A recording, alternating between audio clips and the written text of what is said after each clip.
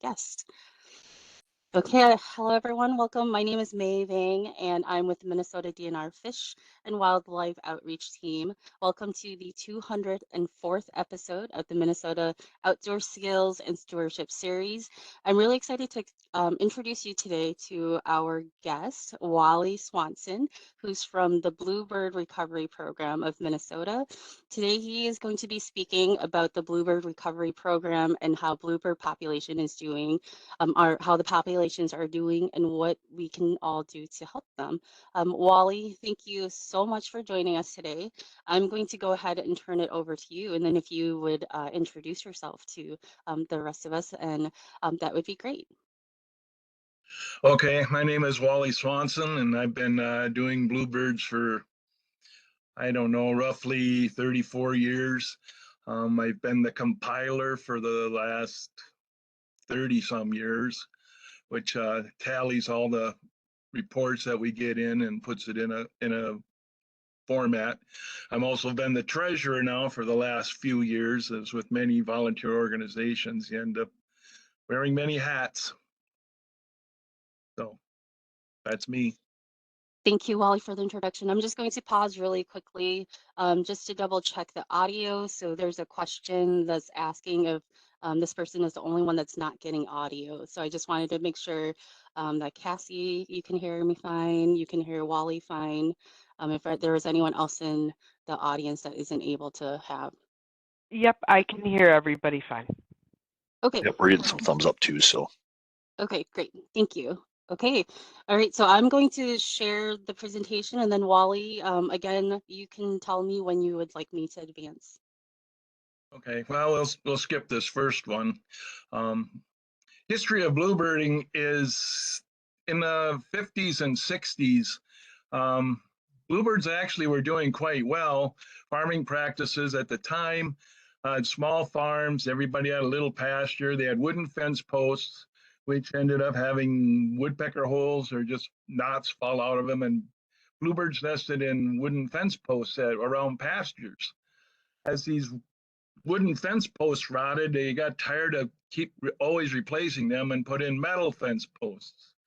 And that started to decline. There was fewer places for them to nest, as the natural areas that they were in, like trees and open grassland, that really doesn't exist. And then now with large farms, you don't have small farms anymore with fence lines. Now you have just huge farms and very few fence lines. So in order to help bluebirds, we put up artificial nest boxes, and that was an experiment tried in the 60s to see if bluebirds would even accept that, and it turns out that they did, and quite readily. So that was big, and that was a way that bluebirds could then be helped. Next.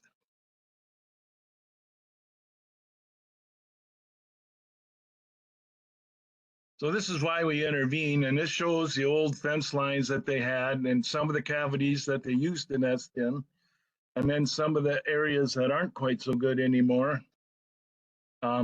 Bluebirds prefer cut grass and very few trees, interspaced. So some of the places that people have put them in are roadside ditches and golf courses and cemeteries. Next.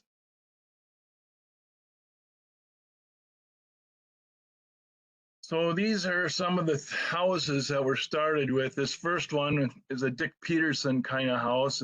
He was a guy who in the 60s came up with this to see if bluebirds would actually accept houses, and they did.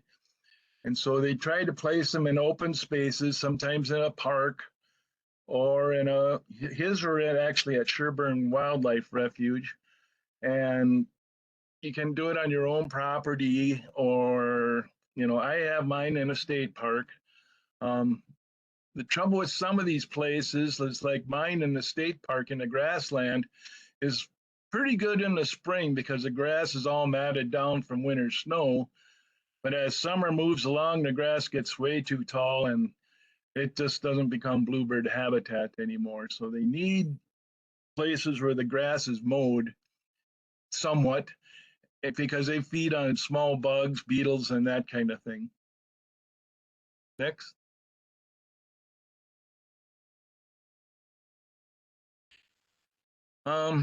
Anybody can be involved, but it takes a commitment. If you put up a house, you have to check it. People who put up houses just and thinking, well, I'm doing good for wildlife.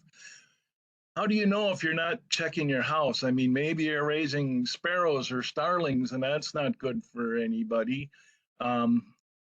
Maybe mice are getting in there, and well, that's not going to hurt bluebirds. It's not really going to help them either.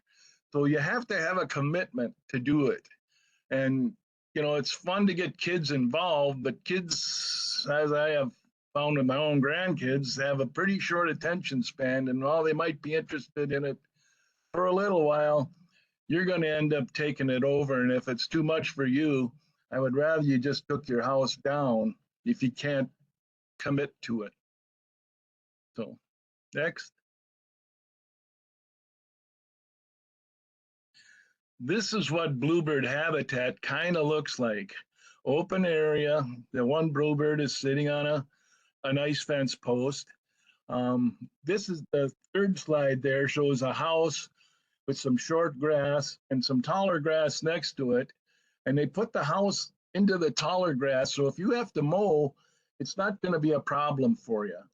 That is a big thing. If you're going to put up a house, make sure it doesn't interfere with what you want to do either. If it's going to be a pain for you, don't do it. The first slide shows kind of on a small property how far apart they have to be. Bluebirds are somewhat territorial. They like to be at least 300 feet from their neighbor.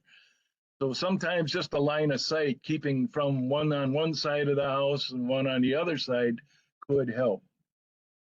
Next. If you're checking, this is what you're looking at.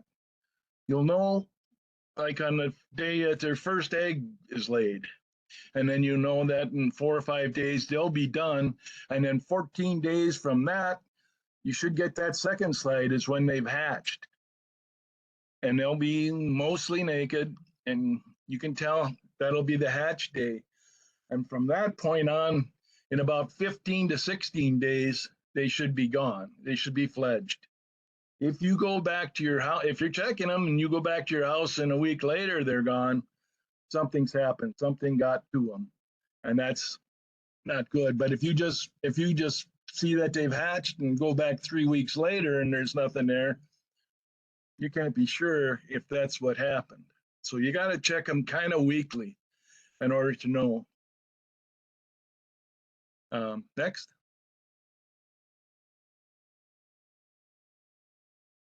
So this is part of the whole weekly thing that you've done there day one. They got an egg, then they've laid all 5, and then now they've hatched.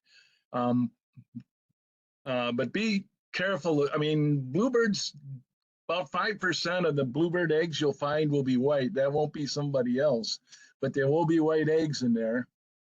And so don't be discouraged and think that you've got something besides bluebirds. Look at the shape and the size. Next. These are the things that'll go try and get into your house besides bluebirds. If you're in the proper habitat and grassland, tree swallow will be the most common one.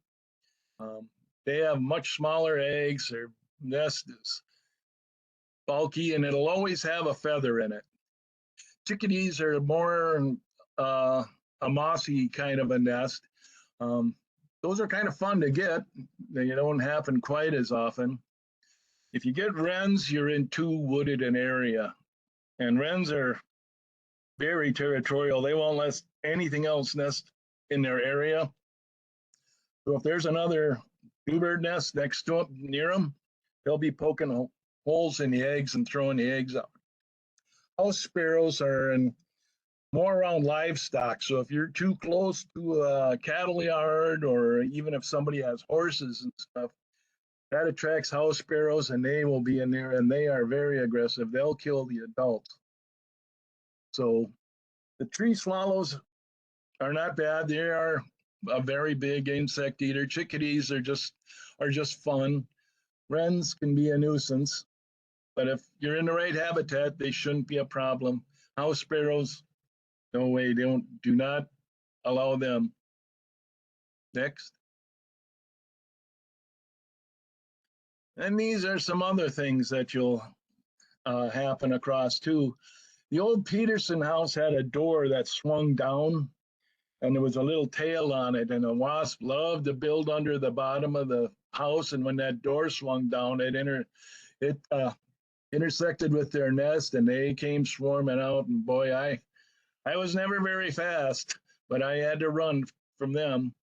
Um, Cats, if they're in a neighborhood, I mean, a domestic cat is not as much a problem. However, if you're out on a farm and somebody's just got farm cats or people have dumped cats out in the country, they are a problem. They kill a lot of things, especially baby birds, pheasants, and the things like that.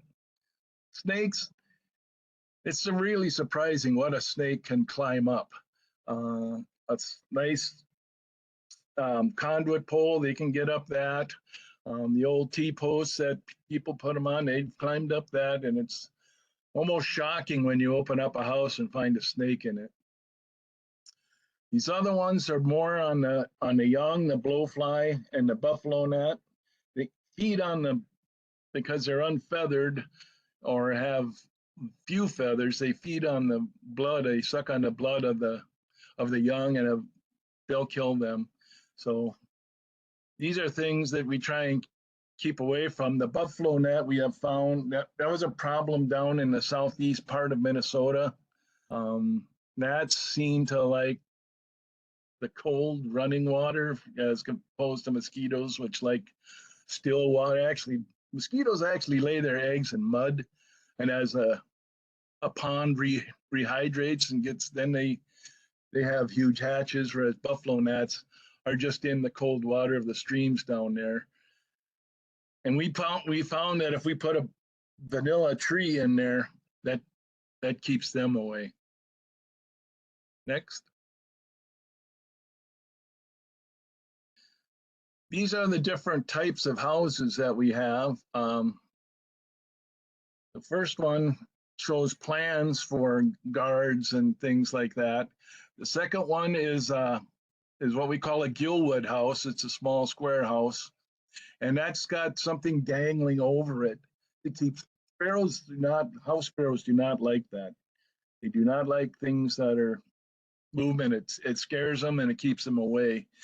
So if after you've had a couple of eggs laid in your bluebird house, but you think you're going to have sparrow problems, you can put up some kind of guard like that. The second one, the same thing. If you're in too wooded an areas, you can see in the background of this picture, there are some woody plants in the back. Once a bluebird has laid a couple of eggs, you put a cover over the entrance so that the wrens can't see that. And while the bluebirds will continue to go in, the wrens will not. And then you can discourage them. And then probably the best thing to do is after those bluebirds are done nesting is move the house to a more open area. Next.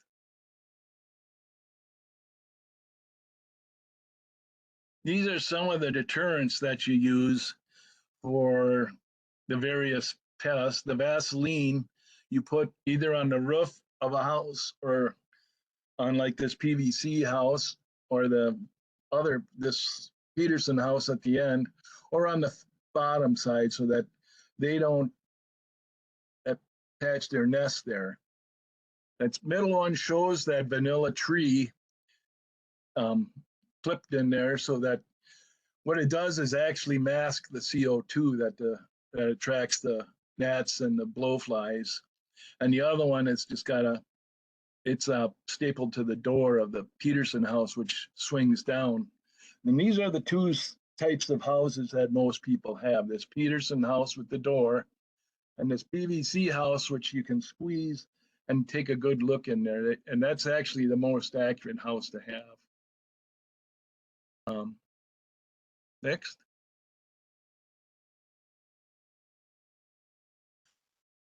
So what are we looking for when we're doing the houses? What we want to know if you send in your report is how many eggs were laid. Well, first, how many houses you got? How many sites actually? If you got a single house, that's one site. If you have two of them, 10 to 15 apart, that's what we call a paired houses, and that would still be considered one site. Tell us how many sites you have, how many bluebird eggs were laid, how many hatched, and then how many fledged. And these numbers have to continually go down. You can't have more hatched than eggs, and you can't have more fledged than hatched. So make sure that all the numbers line up. Next.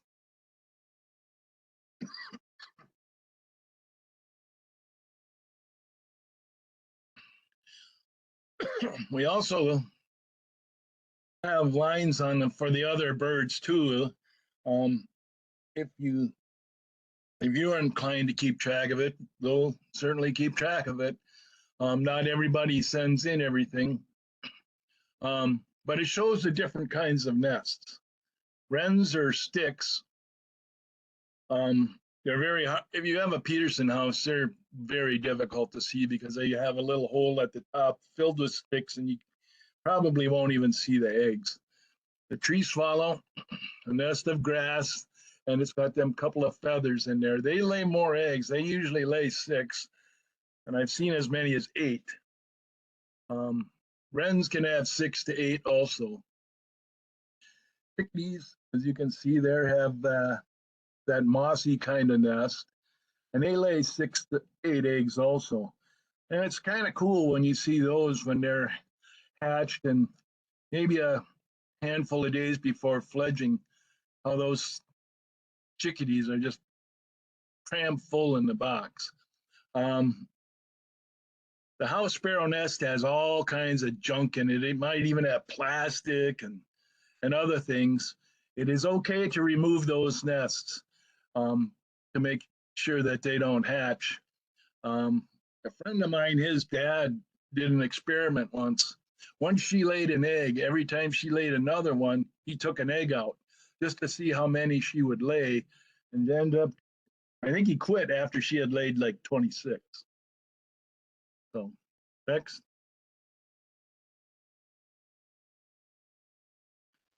Monitoring. This is where you do your own record keeping and keep track of which house has, at which dates they had their first egg, which day they hatched, which day they fledged. And every house, you should be able to keep track of each house somehow by a number that you put on it or a location. And so you know each time you go there what it was like before. And as the nesting for each one is over, clean out the old nest. Parasites hang out in the nest and wait for the new ones to come to try again. And so cleaning out that old nest, they'll find new grass. It's not a big deal. And then at the end of the year, you can keep track and you'll know how many birds and everything that's fledged. Everybody's got their own monitoring system. I had just a notebook with a page for each house. Somebody here has a spreadsheet. Cornell also has a thing where you can do the GPS and keep track of for their own. Then you can do it nationwide, share your data nationwide with them. Cornell has a lot of interesting things. That's one of them, and they keep track of a lot of species. Next.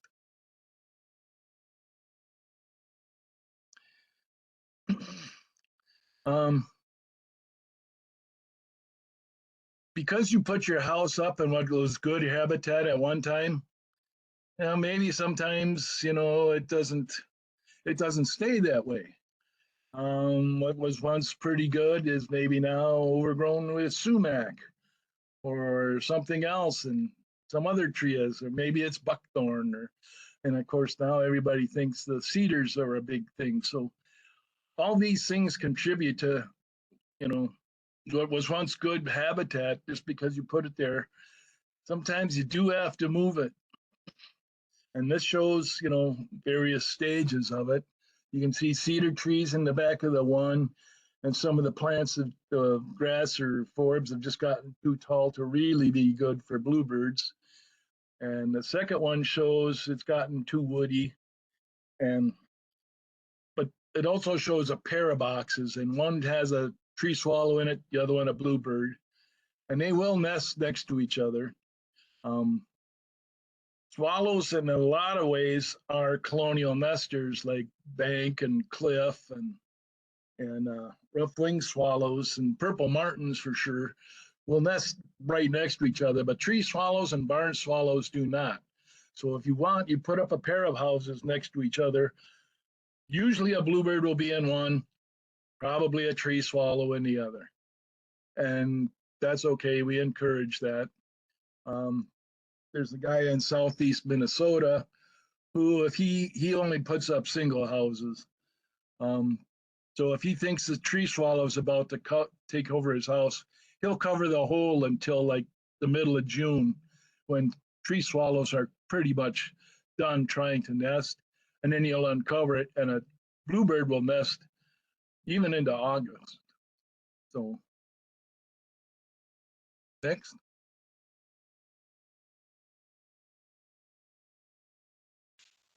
So when you're done at the end of the year, you fill out this form telling us how many eggs and hatched and fledged, and you can either send it to me, or this form is also online, and then I will compile it and by county and see how many bluebirds we've hatched for the year.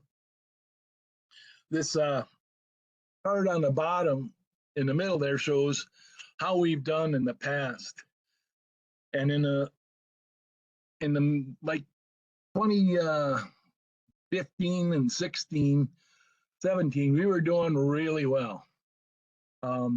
We were in the 20,000 fledged.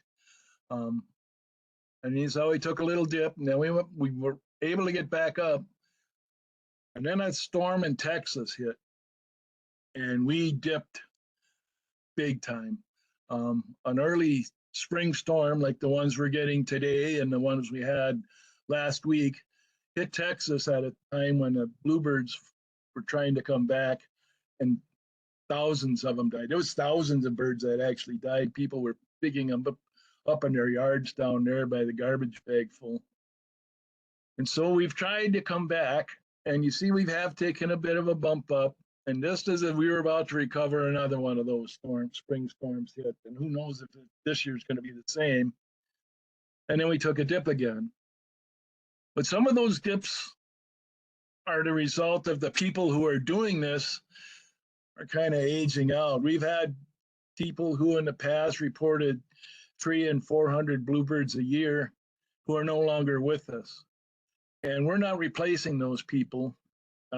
Nobody wants that kind of a commitment, and certainly not to do the kind of houses that they did. A friend of mine in Faribault does 180 sites and fledged last year a little over 900 birds.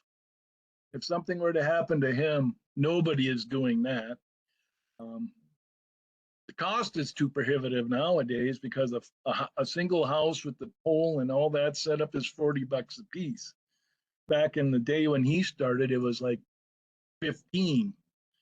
And so to come up with 180 houses at $40 a piece, that's pretty expensive. And then to have the time to do that, it takes him all week long, checking a different set of houses every day for a week to do his round. And those kind of people that we're not getting back. I mean, you get a 15, 20 people that'll do 5 and 10 houses. That doesn't even make up for one of those people that are gone. Next. So here are the different organizations that you can get information from or be a part of. Ours is the Bluebird Recovery Program, bbrp.org. There's a NABS that's the national one, the North American Bluebird Society, and of course, a bluebirdsociety.org, so Cialis, that's the scientific name for a bluebird, so that's another one. I'm not sure who this other one is, Ambassador for Bluebirds. That's just looks like a personal website there. There are other ones too that are big. There's one in Nebraska called Bluebirds Across Nebraska, and that's just, I think, basically their website. So I guess if there are questions. Thank you, Wally. I'm going to go ahead and stop sharing the slides, and there are actually a couple questions for you. Just trying to get the questions out here. Okay, so Bonita asked, are you supporting people opening the house all the time while it is occupied? Once a week. I wouldn't do it any more than that. Then they'd start being disturbed. But if you just look in there once a week, that is fine. Okay, and then she also had another question. So what type of snake gets into bluebird houses? Is it all snakes or specific ones? Well, I've never seen a gardener snake, but there are bull snakes that have gotten up in there, and rat snakes. So those are the two that I've come across. And those are the ones that you'd mostly find out in the fields like that. Okay. And then Cindy asked about the vanilla tree scent that you mentioned in to repel some of the gnats. Um, and I believe Cindy's asking why the vanilla tree or what about it? And then a similar question along with that is Jeff asked what tree repels gnats? You find them in the car refresheners. Usually it's a pine tree, but we found that the vanilla is what works. Until we found these trees, people were actually taking a bottle of diluted vanilla and spraying it on the young on a weekly basis just to keep them from. And then once we found these trees, you put that tree, it actually works for a whole year. You don't have all season long. You don't have to keep repeating the application. And you said it would last the whole nesting season then? Yep, it will. Okay. And then Jason's question is it critical that you put up the blockers after the eggs are laid? Yes, because if they've only laid like one egg, they may abandon that. They'll get too spooked. So wait until they've laid an egg, two or three, so that they're committed to that spot, and then put up the blockers. Let's see. So Doug asks, red squirrels have always been a big problem killing adults and eating their eggs. It's more of a comment. Do you have anything to add to that comment? No, but it's up to you. I mean, people have different ideas of how they want to handle sparrows. If you want to just keep tossing them out, I mean, you probably end up tossing them out all. Once a male establishes that that's where he wants to be, I mean, a female will keep putting nesting material in there all year if you keep it up, but at least you keep them from nesting. Other people have trapped them and had other means of getting rid of them. But it's the male that you want to catch. Once he's gone, the female won't be there anymore. Okay. Jill asked, can the wren guard be put on the bluebird house before the eggs are laid?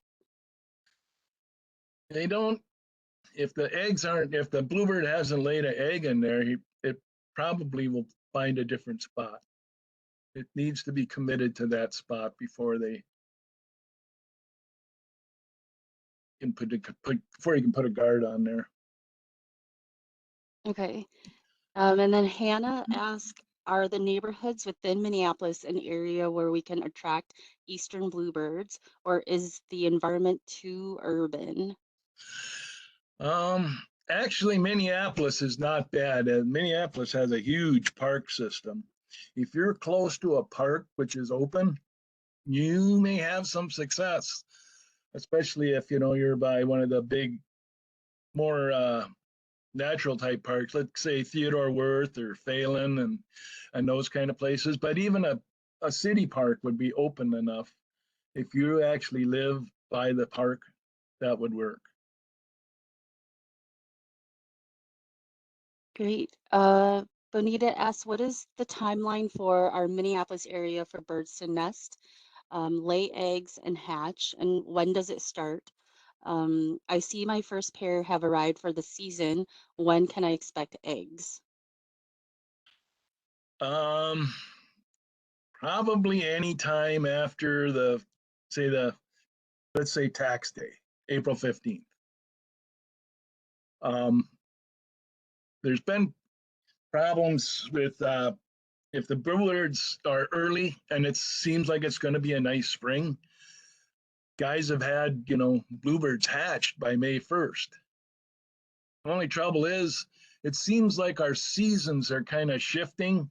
Like the fall is a lot warmer now than it used to be, and the spring is a lot colder.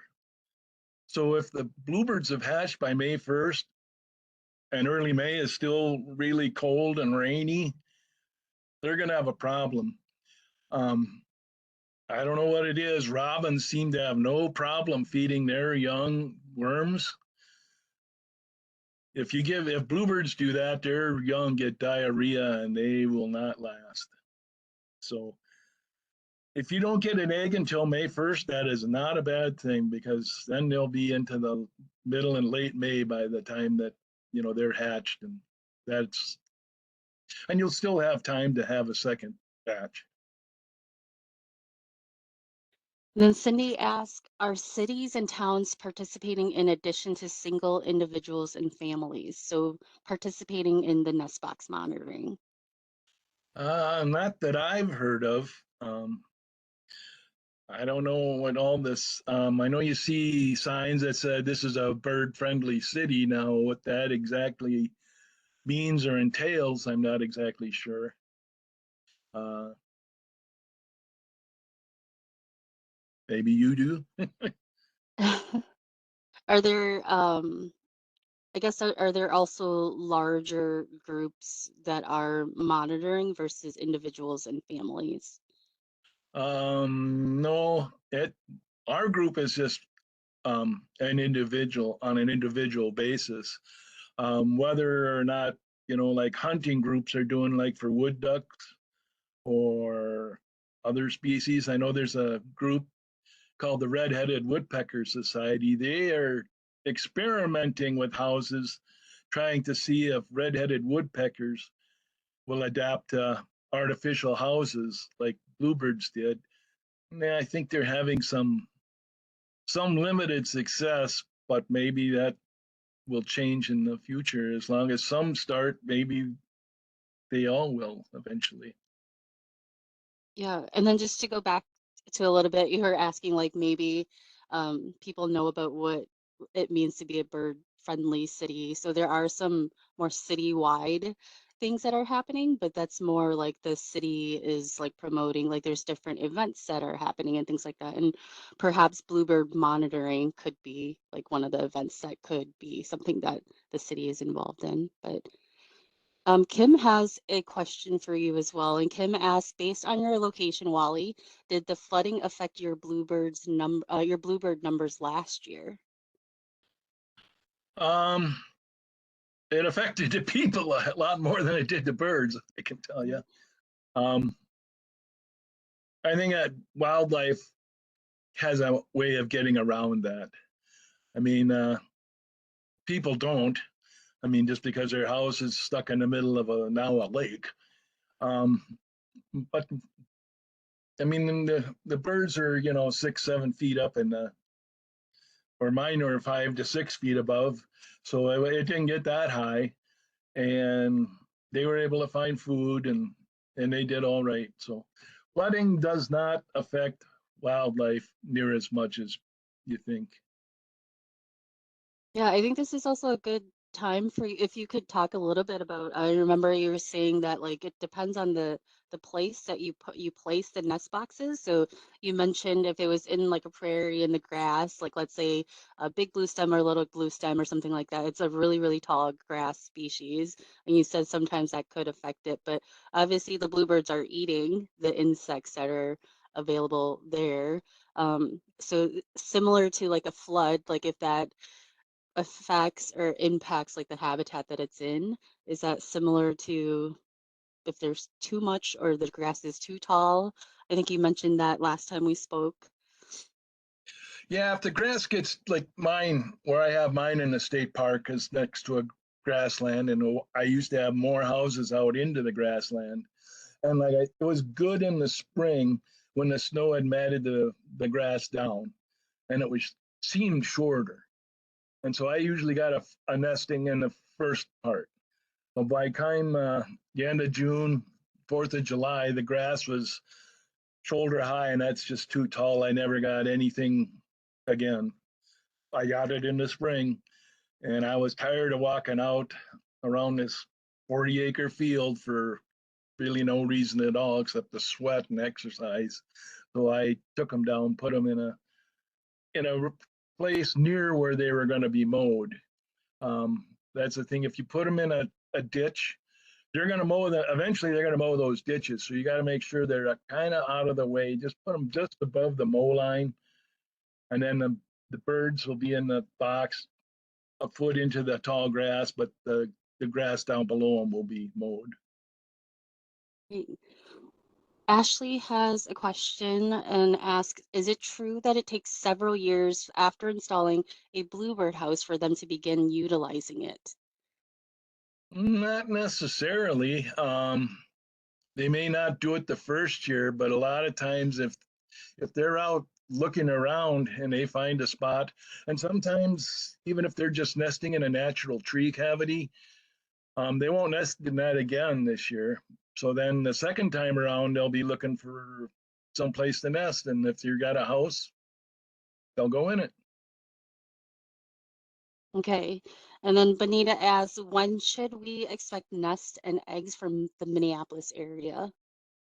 Um, I would say by May 1st, by the 15th for sure of May.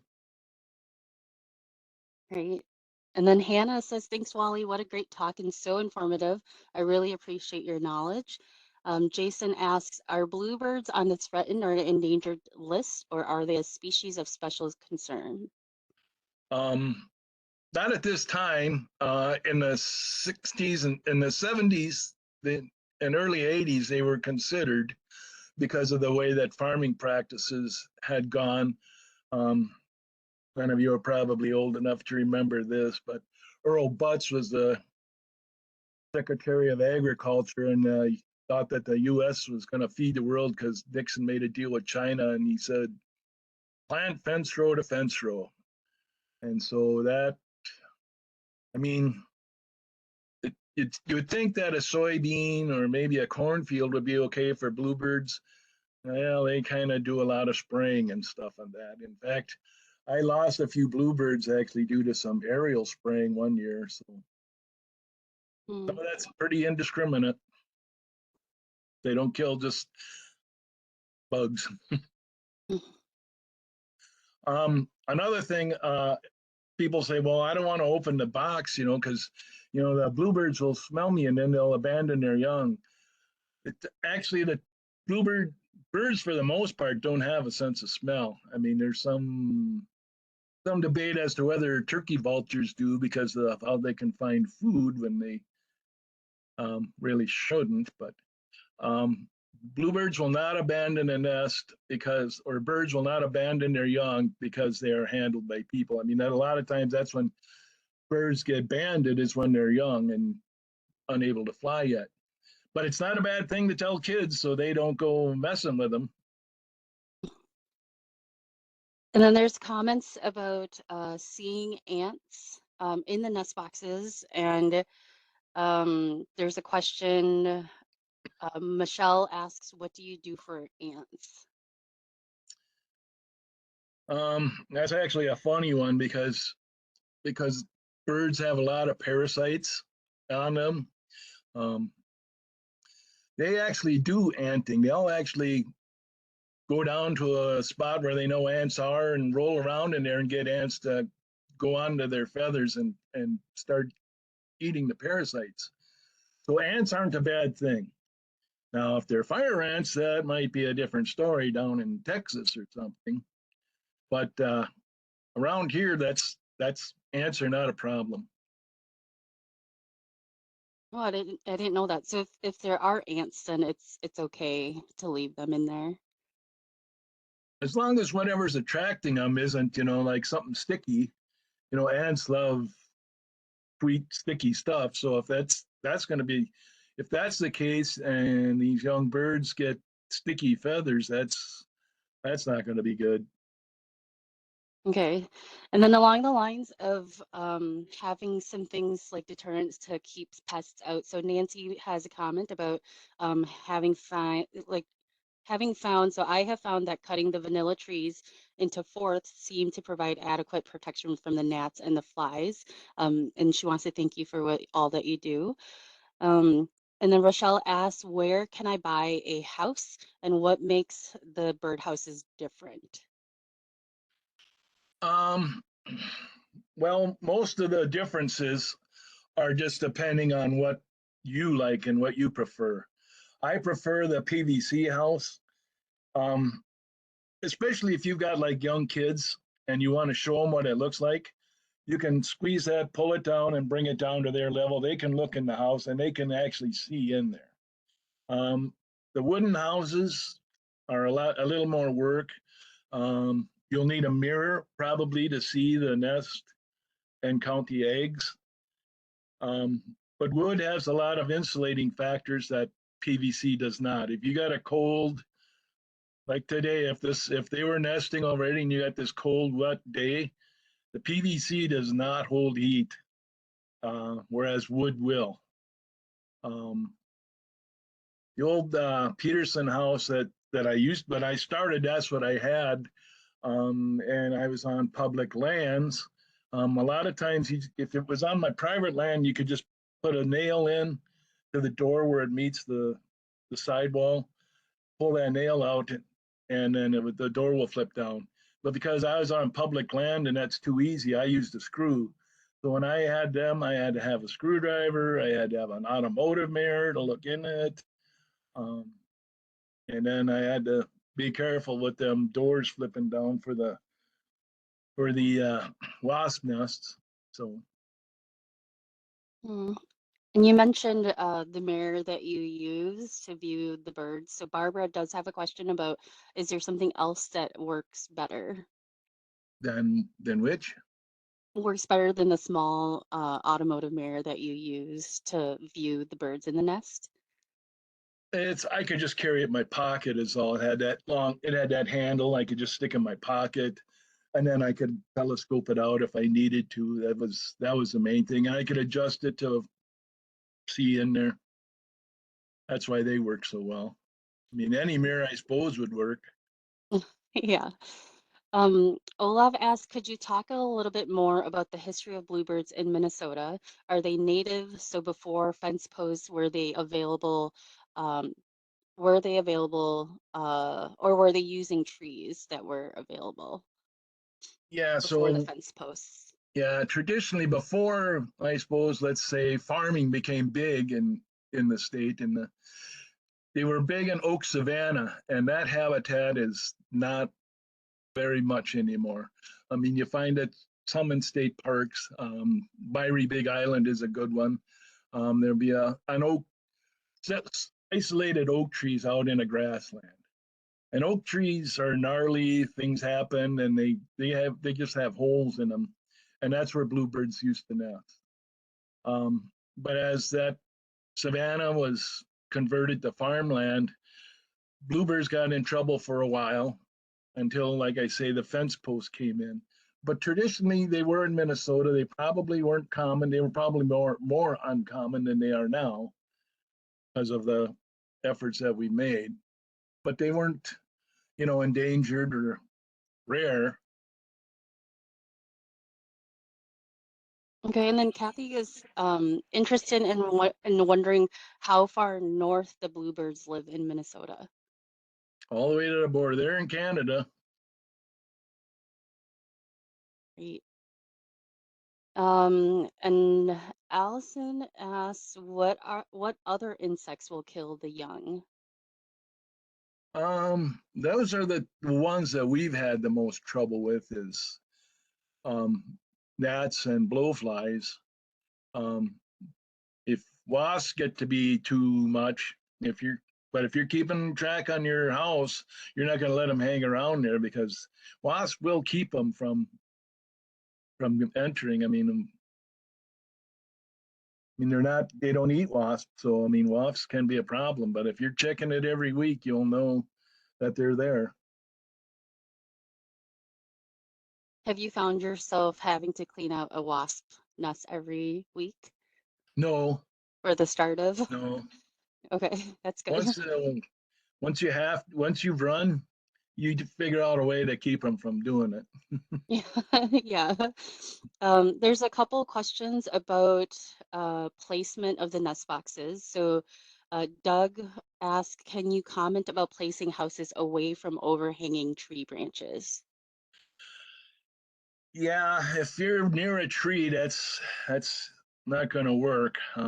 They would like to be, 100 feet from a tree is what we usually do, um, and like 300 feet apart. So if let's say you got permission to put your houses in a road ditch.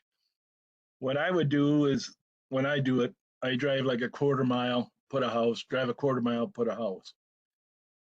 Um, and then they have a power line wire that they can go onto, that they can latch onto. If you're near trees, um, it's going to be difficult. There'll be too many other things that want to compete with them and that probably will outcompete with them because of the habitat, tree swallows, house wrens. Okay. On a similar, you answered this a little bit in your answer right there, but Richard is wondering on a larger parcel of open land, what would your optimal spacing of houses be? So distance between each of the houses. And then is there a particular compass direction the entrance should be preferred to or facing? Um, Ideally, like 300 feet. And if that's about as big a property as you had, like that diagram showed, put them on opposite sides of the house, one in the back, one in the front. Try and keep them sort of with that line of sight thing. Um, as far as the orientation, I wouldn't face it north to keep it from the colder north winds. Um, but if it's movable at all, when they're about to fledge, point it towards a tree or a spot that the young birds can land, and that's 100 feet away. They'll fly about 150 feet that first flight, and if they can't make it to something that's in the air, like a power line or a tree, if they got to land on the ground, they're done. They're not gonna be able to take off from the ground. That first initial flight, they come out and they take that little swoop, and that gets them going. But if they're on the ground, they can't make that at that age. Okay. And then speaking of placement again, so Allison asks, if bluebirds evolved in grasslands, et cetera, then why is mowing important? Because back in the days, there was a lot more graze. There was grazing. We had buffalo. They kept pastures, and then there was the early season when the grass was short from the snow, and fires kept grass short at times. So there was always shorter grass. Mm. And then Linda asks, when is the best time to close my Bluebird boxes to welcome them? I have found if I close them in early April, swallows and chickadees take over. And Linda lives in central Minnesota. Um, Mine are open all the time, or mine are. I got PVC. I never cover them up. I know some people. When I had Peterson houses, I did leave the doors open and for winter because then there were times when mice would get in them to get away from the winter cold, and so I left them open for that reason. But I would close them now. Um, I know a guy who just went out and closed his up. Um, he said he didn't want to do it too early because he went out one year and found that we had a winter storm like this, and he found like 10 of them dead in there. And I said, well, I mean, if they didn't have that, what would they have done? So my opinion is I would close it up now. And if we get some bad weather, maybe that'll help them. Even if you do find some dead ones, maybe it did help some other ones. Mm.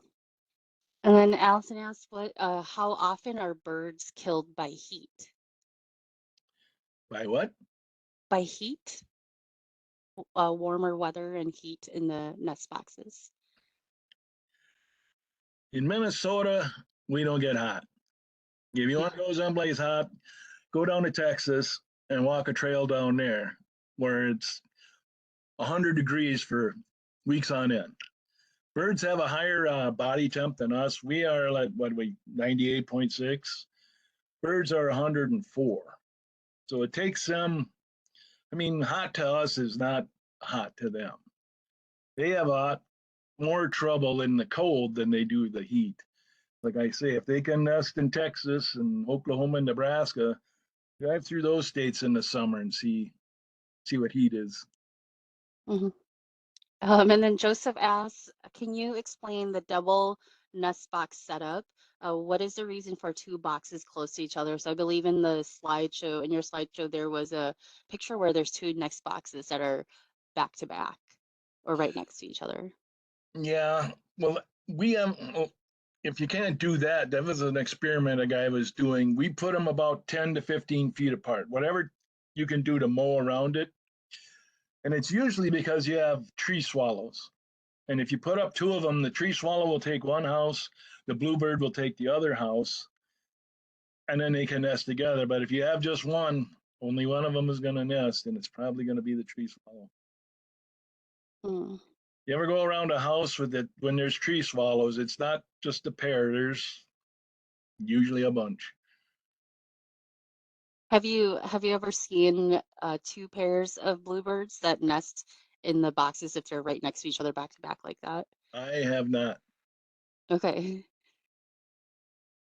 Let's see, still lots of questions. So Robert's question is it better to put the house on a post or is nailing it to a tree near an open space? Is that okay? Um, a conduit post is best. If you hang it on a tree, it's what a lot of people call a raccoon feeder. Mm, Because the raccoons, they'll just reach in. Once they figure it out, they'll just keep going back there and reaching in. Same with wood duck houses. You put a wood duck house on a tree, and that's got a big enough hole a raccoon can actually get in. So don't nail stuff on trees. okay.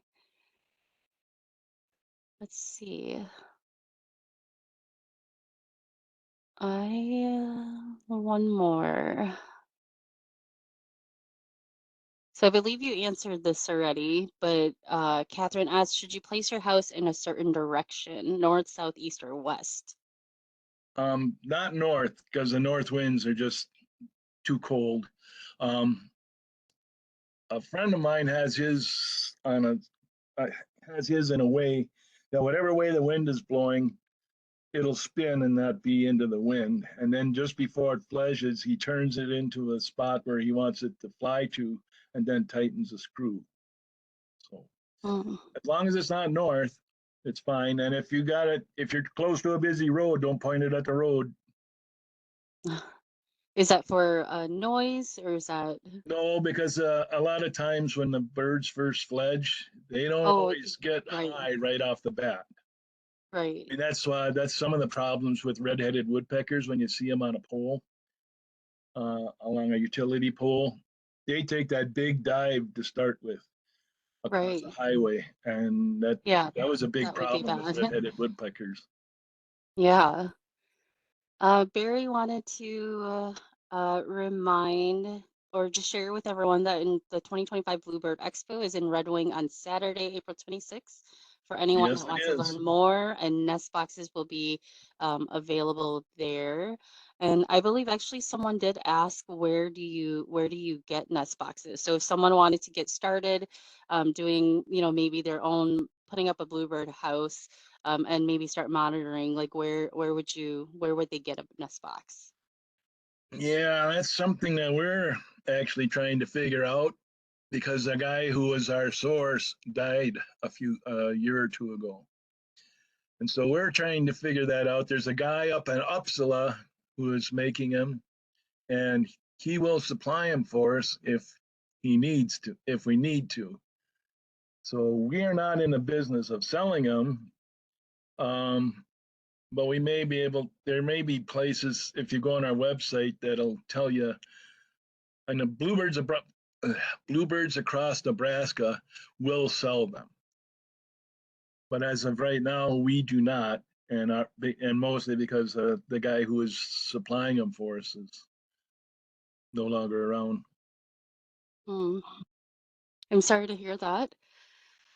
Um, there, Aaron is wondering if bluebirds like to nest near wetlands. No, they like upland dry. If you're next to a wetland, you'll probably get tree swallows. Tree swallows love that. Um, Flying low over ponds and catching insects and stuff. That's what tree swallows do. In fact, if the tree swallows were back right now and this weather was cold, you'd see them by the thousands over a body of water trying to catch insects right now. Hmm. And then Kenneth asked with the nest boxes, so especially I know like the PVC pipe ones, like when you do take them down after the nesting season, what do you use to disinfect the nests? Um, I don't really do too much. I mean, once the old nest is out, things probably aren't going to survive the winter. So, I mean, just clean out the old nest, and I mean, the cold and wind and temperature is probably going to take care of any parasites over winter. Um, some people have used one between nests of the season, have put a very mild bleach spray, but I never have. Okay. Let's see. Parasites Maybe really need something to feed on. If you clean out the nest and there's no birds, they're not going to last very long. okay. Okay, so we are just about out of time. There are lots of really great questions still. I will have, there's going to be probably we'll have some of these questions and we'll share them with you, Wally, at the end. I just wanted to thank you, Wally, for joining us today and presenting about the Bluebirds and the Bluebird Recovery Program. That was really informative. And again, there's still lots of questions and lots of great interest in that as well. So thank you so much. Make sure to register for the next episodes. The 205th episode is going to be canoe fishing in the waters. And one of our area fisheries supervisors is actually going to be our guest next week. And he will be sharing more about tips on fishing the boundary waters and opportunities, angling opportunities in the boundary waters. So make sure if you haven't registered for that yet, make sure to do that. Otherwise, have a great rest of your week. And we hope to see you next week and find some time to get outside. Thank you, everyone.